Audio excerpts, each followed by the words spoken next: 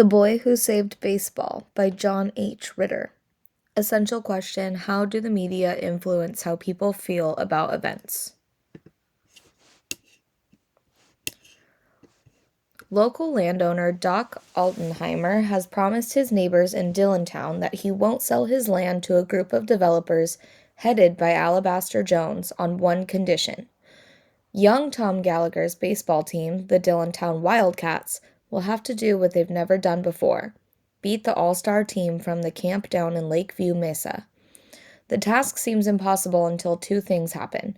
A multi-talented player, Cruz de la Cruz, joins the Wildcats camp, and Cruz and Tom manage to persuade the gruff former star major leaguer Dante Delgado to be their coach. Over just a week, the team has grown in confidence and ability. Tom has even developed a computerized batting practice program called Hit Sim to help the team get ready for the big game.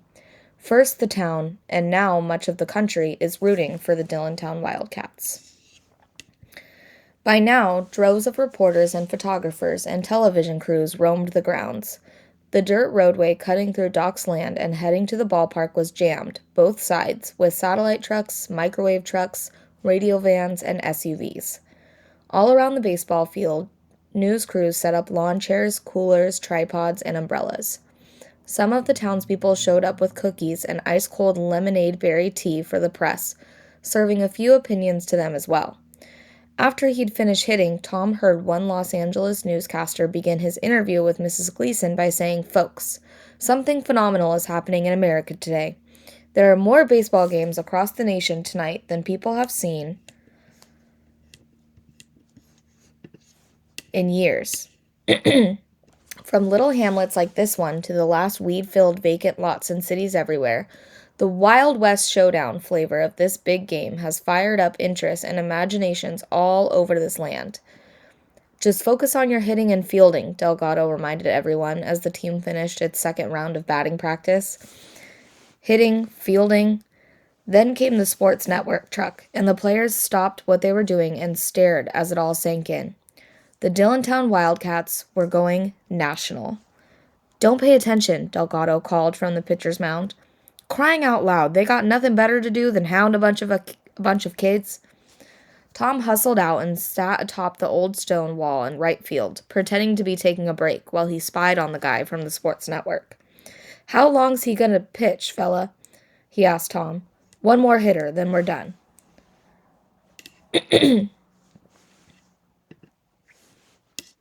The reporter turned to a man with a camera on his shoulder, stepping out of a huge white truck. "Roy, only one more batter. Get down there." Then he slapped at his shirt pocket, retrieving a notebook and pen. "What's your name, partner? How old are you? What's it like to have a legend like El Gato Loco coaching your squad?" Tom wanted to answer every question, but the last one reminded him that he needed to stay focused. "Sorry, I can't talk now." Then he couldn't help himself. He had to know. "Is that why you're here? All because of him?"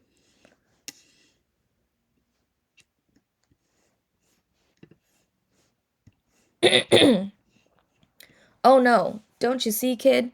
This big game, your whole situation here, has caught the attention of the entire nation. It's David versus Goliath. It's loyalty versus the big ducks. The small market team fighting for its life against the big money boys who want to come in and bulldoze right over them. It's a metaphor for the entire game of baseball." "It is?" "I'm telling you, buddy, it's more than a metaphor. This could be a meta 5. With that, he stabbed the back. Wait, no, rewind. With that, he stabbed the pen back into his pocket, folded the notebook, and ran toward the cameraman, followed by another guy wrapped in headgear and holding a furry microphone on a pole. Luckily for the reporter and for everyone in the stands, the last batter was Cruz, because he put on a show.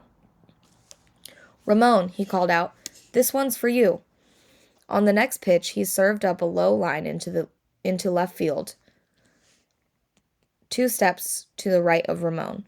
"Maria, get ready," he yelled, and the next one, a sharp ground ball, sizzled down the first base line. Maria snagged it on the short hop. The crowd wooed at how easily she made the play. By the time Cruz called Tom's name and sent him deep against the right field wall, hoots and whistles ripped out of the stands for both hitter and fielder. More than that, Between pitches, Tom now heard a definite buzz of surprise, of discovery and awe. "What are you feeding them for breakfast, Gallagher? A box of Wheaties and a pound of nails?" Every hitter had done well that day, better than usual. The fielders had all displayed fundamental improvement, even over yesterday. But Cruz's show was full of flair and finesse. He could not miss. Like a pool player, he called his shots, hitting by any pitch, high or low, toward any player, hitting the ball as if it were standing still.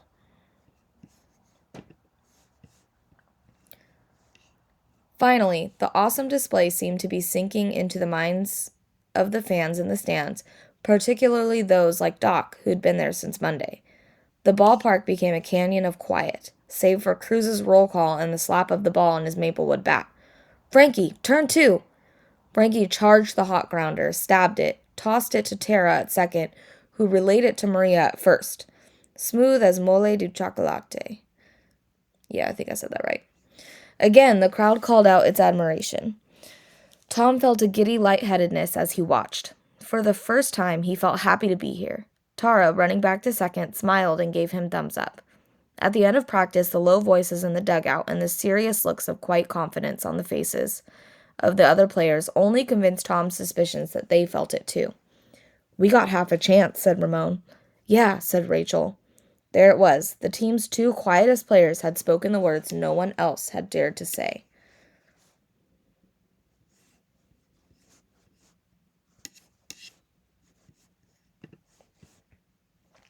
"Grab all your stuff," Delgado growled, bringing a bucket of balls in from the mound. "We're going to jog out of here, and if those reporters come swarming around, well, you know the drill." The players rose and filed out of the dugout. They started through the crowd and back to camp, except for one. Tom lingered behind, sitting alone on the old pine bench. He wanted to savor the thrill of this moment. He wanted to allow everything that had happened to sink in. He let his thoughts fly loose, like leaves in the wind, like sagebrush whistling past his face as he ran through the hillside chaparral. Then he reached for the sports bag next to his feet, pulled out his dream sketcher, and began to write. Images of newscasters, landowners, outsiders, and locals who came to root or gloat, hate or berate, filled the movie screen of his mind. He painted the scenes in drawings and word pictures as fast as he could scratch. This awkward 10-membered, 20-legged caterpillar of a team, cocooned for days in the school library and on a sunken baseball field, was now breaking out into butterfly beauty, putting on a show, catching everyone's eye. Tom pushed his pen along the paper, capturing the moment. He could still hear the roar, the drum beats. He could hear footsteps. He looked up. There stood Alabaster Jones. "Well, I'm Tom Gallagher," he said. "Just the man I'm looking for." He descended the dugout steps. "You boys must think you're pretty smart." Tom only stared, afraid even to blink or breathe. "Yes, sir," Mr. Jones continued. "I heard all about what you and the Mexican boy did. Think you're some clever muchachos, don't you?" Tom managed a slight shrug. Mr. Jones stepped closer, lowering his face into Tom's, and grabbed the neck of his t-shirt. "You ride off and bring back that no-good disgrace of a human being to coach this team of miserable misfits. Get him to show you a little something about hitting, huh? Speak up." "Mr. Delgado is not a disgrace. He has a lot of grace." The man twisted his fists, tightening Tom's shirt around his neck. "Shut up. Now, I'm only saying this once, so listen good. If by hocus or by pocus you happen to win tomorrow, and this land deal falls through, you will sincerely regret it. I have associates in this town who promised me that they will personally shut down Scrub Oak Community School, fire the staff, and make all you kids hike down and back each day to that Lakeview Mesa school if things don't go as planned. And why would we do all that? Simple lack of funds, my boy. It's big tax dollars you kids are playing with. Big money all around. Do you understand?"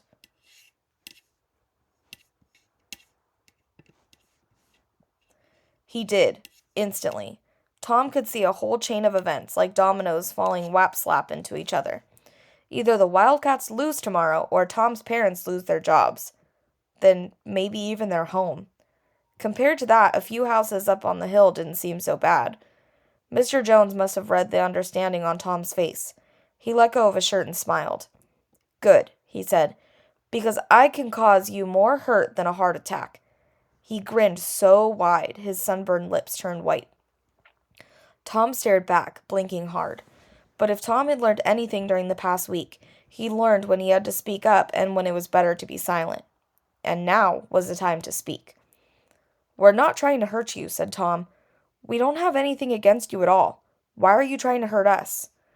Oh, you poor, poor boy. Listen, if you win that game, you'll be hurting me far more than what I could ever do to you. And I mean right here. He tapped his white sports jacket on the left side of his chest. In my wallet.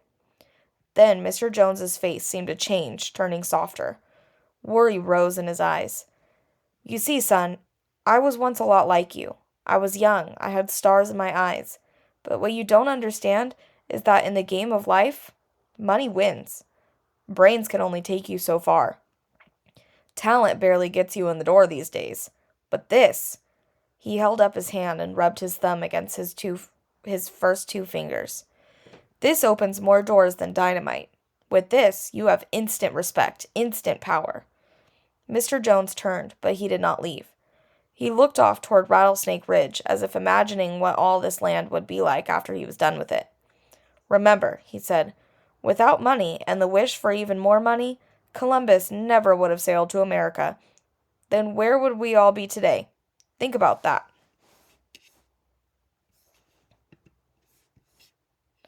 Under the stars that Friday night, all of the players joined in the wheel-spoke circle, and all eyes were wide open. Who could sleep with the weight of the fate of the town squeezing down on them? Okay, Will could, but he'd had 3 burritos grandes, 4 slices of watermelon, and a mango after catching batting practice all afternoon. No one expects us to win, said Clifford, lying with his knees up and his hands behind his back. I think somebody's going to be real surprised. Ramon agreed. My dad came by this morning saying, Don't worry, this game doesn't even matter. Sooner or later, this whole place will be houses and 8-lane freeways. I just smiled and said, Yeah, Dad, we know.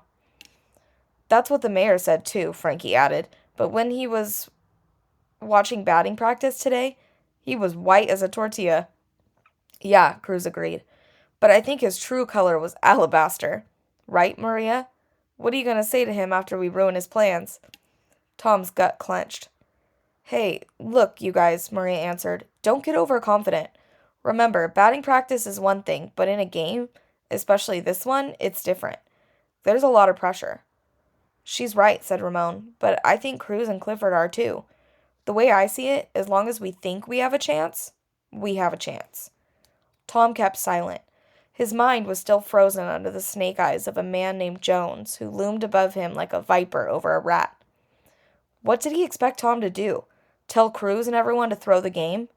Tom was just the bench guy, the reserve player. Even if he got into the game, which would only happen if one team was way ahead of the other, he could strike out and make an error or two, but big deal. It would hardly affect the game. Maybe, he thought, he could coach first and trip everyone as they ran the bases. Or maybe he could go out to the scoreboard with a mirror and shine sunlight into all the batters' eyes. But he hated these thoughts. In fact, he was tired of thinking. Tom, Cruz said, what do you think? Boom, went his heartbeat. About what?